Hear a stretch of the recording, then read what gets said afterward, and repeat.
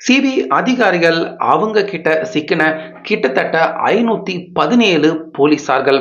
இதன் காரணமா கரூர் வழக்கு எப்ப நிறைவடைய போகுது, எப்ப இந்த வழக்குக்கான தீர்ப்பு கிடைக்கும் அப்படின்னு ஒட்டுமொத்த நம்ம தமிழக மக்கள் எல்லாருமே எதிர்பார்த்துக்கிட்டு இருக்காங்க. ஒவ்வொரு நாளுமே இந்த விஷயம் எப்ப வரும் அப்படின்னு, தீர்ப்பு எப்ப வரும் அப்படின்னு எதிர்பார்த்துக்கிட்டு இருக்காங்க அப்படின்னே சொல்லலாம்.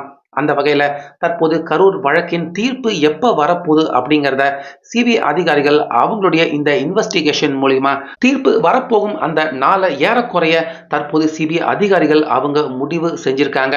அது மட்டும் இல்லாம ஏறக்குறைய குற்றவாளிகளை கூட சிபிஐ அதிகாரிகள் அவங்க நெருங்கிட்டாங்க. இன்னும் சில நாட்கள்ல இவர்தான் குற்றவாளி அப்படின்னு சிபிஐ அதிகாரிகள் அவங்க கைது பண்றதுக்கான வாய்ப்பும் தற்போது உருவாகி இருக்கு அப்படின்னு தற்போது சிபிஐ அதிகாரிகள் வட்டாரத்துல இருந்து முக்கியமான தகவல்கள் வெளியாக ஆரம்பிச்சிருக்கு. சோ சிபிஐ அதிகாரிகள் கிட்டத்தட்ட 517 நம்ம தமிழக காவல்துறை அதிகாரிகள் அவங்க கிட்ட என்ன விசாரணை நடத்த போறாங்க.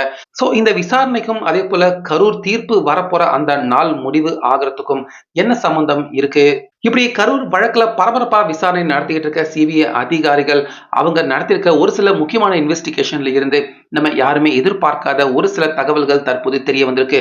அது எல்லாமே என்னென்ன அப்படின்னு இந்த வீடியோவில் பார்த்துடலாம். வீடியோவை ஸ்கிப் பண்ணாம மட்டும் பாருங்க.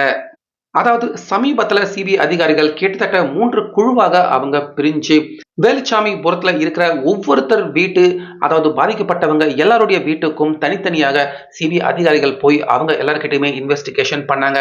அதே போல இன்னொரு குழு கரூர்ல இருந்து நேரடியாக விஜய் அவருடைய அந்த பணியூர் வீட்டுக்கே நேரடியாக போய் அந்த கேரவன்ல இருக்கிற அந்த சிசிடிவி காட்சிகள், அந்த ஃபுட்டேஜ் எல்லாத்தையுமே நேரடியாக விஜய் அவர்கிட்ட இருந்து வாங்கிக்கிட்டாங்க. சிபிஐ அதிகாரிகள் இன்வெஸ்டிகேஷனுக்காக விஜய் அவருடைய தரப்பு கிட்ட இருக்கிற அந்த சிசிடிவி ஃபுட்டேஜ்களையுமே வாங்கிக்கிட்டாங்க. அதே மாதிரி இங்க 3 குழுவா பிரிஞ்ச இன்னொரு குழு அதிகாரிகள் அவங்க எல்லாருமே இந்த வழக்குல மிகப்பெரிய அளவுல விசாரிக்க வேண்டிய காவல்துறையினர்கள் அவங்க கிட்ட இன்வெஸ்டிகேஷன் நடத்திட்டு இருந்திருக்காங்க.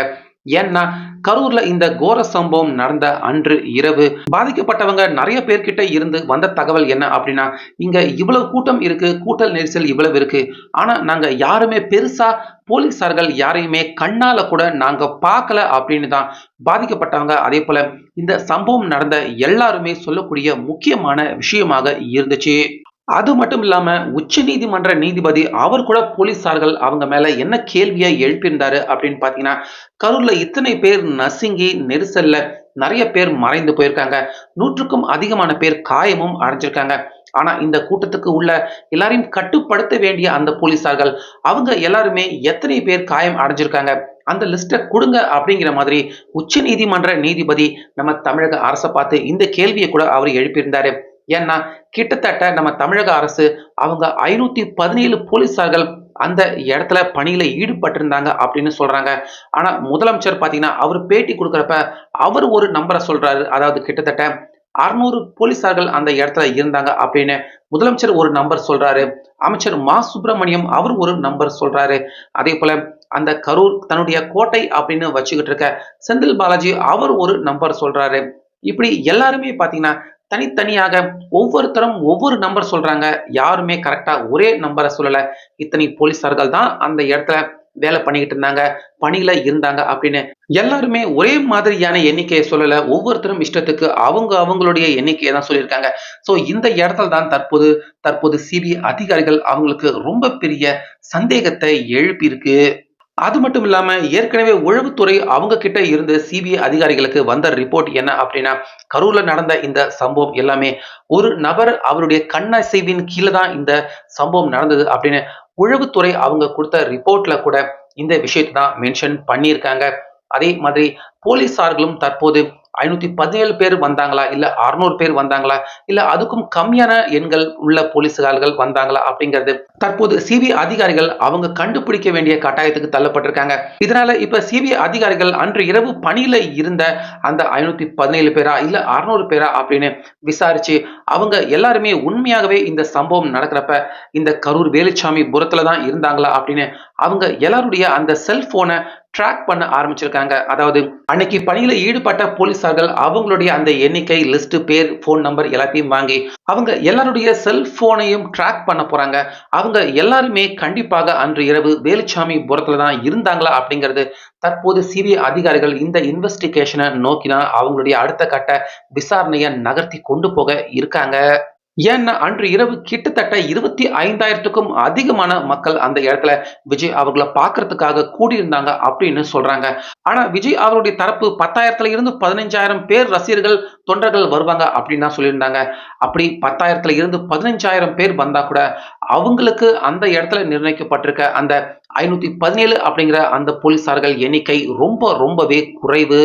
இந்த 517 போலீசார்கள் நிச்சயமா 10,000மோ இல்ல 15,000மோ அவங்க எல்லாரையுமே கண்டிப்பாக கட்டுப்படுத்தவே முடியாது. அது மட்டும் இல்லாம விஜய் அவருடைய அந்த கேரவன் உள்ள வர்றப்ப கூட விஜய் அவரை அந்த குறிப்பிட்ட எல்லை வரைக்கும் போலீசார்கள் அவங்க தடுத்து நிறுத்தாம ஏற்கனவே விஜய் அவர்கள் குறிப்பிட்டிருக்க அந்த இடம் வரைக்கும் விஜய் அவர்கள் அவருடைய கேரவனை நகர்த்தி போகட்டும் அப்படின்னு போலீசார்கள் அவங்களும் அனுமதிச்சிருக்காங்க.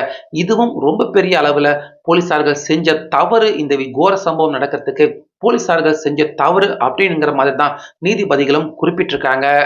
இதனால இப்ப சிபிஐ அதிகாரிகளுக்கு வந்திருக்க ரொம்ப பெரிய சந்தேகமே என்ன அப்படின்னா, சிபிஐ அதிகாரிகள் விசாரணை பண்ண எல்லாருமே என்ன சொல்றாங்க அப்படின்னா, இந்த சம்பவம் நடக்கிறப்ப நாங்க எல்லாருமே அங்கதான் இருந்தோம். அதாவது மக்கள் சொல்றாங்க.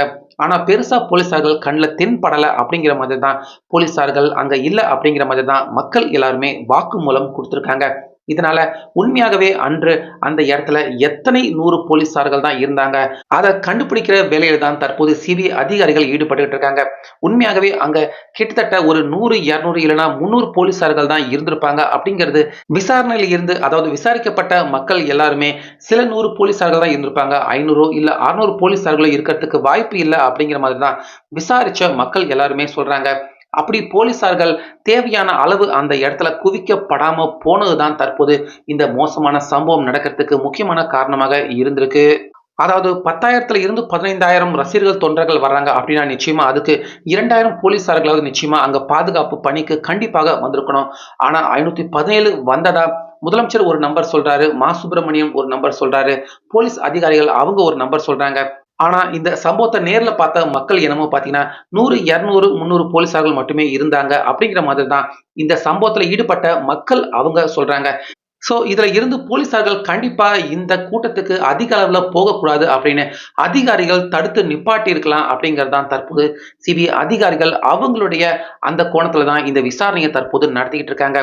அதனால அந்த அன்று இரவு அங்க வந்திருக்க போலீசார்கள் அவங்க யார் யார் வந்திருக்காங்க அப்படின்னு கேட்டு தெரிஞ்சு அவங்களுடைய செல்போன் நம்பர் எல்லாத்தையுமே அன்று இரவு யார் யார் வேலுச்சாமிபுரத்துல இருந்தாங்க அப்படிங்கிறத சிபிஐ அதிகாரிகள் தற்போது ட்ராக் பண்ண இருக்காங்க.